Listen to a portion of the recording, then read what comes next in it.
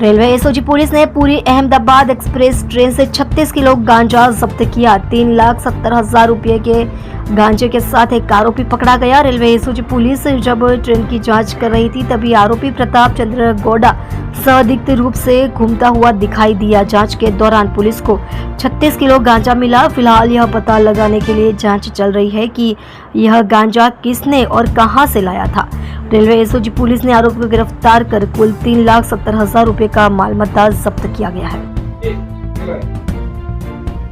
हिंद, नमस्कार। माननीय पुलिस महानिदेशक Shri Manoj Agarwal sir, CID crime crime and vendors Uttar Pradesh Gandhinagar तथा इंचार्ज अधिक पुलिस महानिदेशक श्री परीक्षा राठौर साहेब, रेलवेज गुजरात राज्य गांधीनगर तथा पोलीस अधीक्षक Shri Abhay Singh sir, western railway unit Vadodara નાઓની સીધી સૂચના અને માર્ગદર્શન હેઠળ હાલમાં આંતરરાજ્ય દ્વારા રેલવે ટ્રેન મારફતે બધી નશાકારક તથા માદક પદાર્થોની હેરાફેરીની સદંતર ટેસ્ટ નાબૂદ કરવા માટેની સીધી સૂચના આપવામાં આવે છે।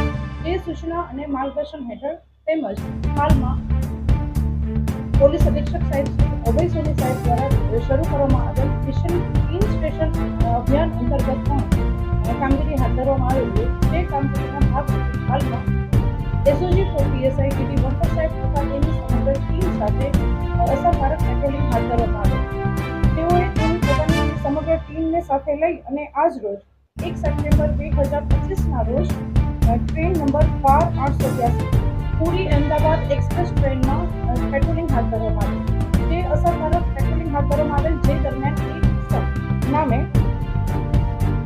प्रताप चंद्र अर्पित जाते गोड़ा उम्र वर्ष 27 धंधो मजूरी रहे भक्तिनगर देवस्थान सूरत मूल रहे गाम किंडी कोचा असुरा पांडा तालुको सोड़ा जिलो गंजाम ओडिशा पासेथी कुल 36.525 किलोग्राम नो गांजो जेनी किंमत छे 3,65,250 रुपया।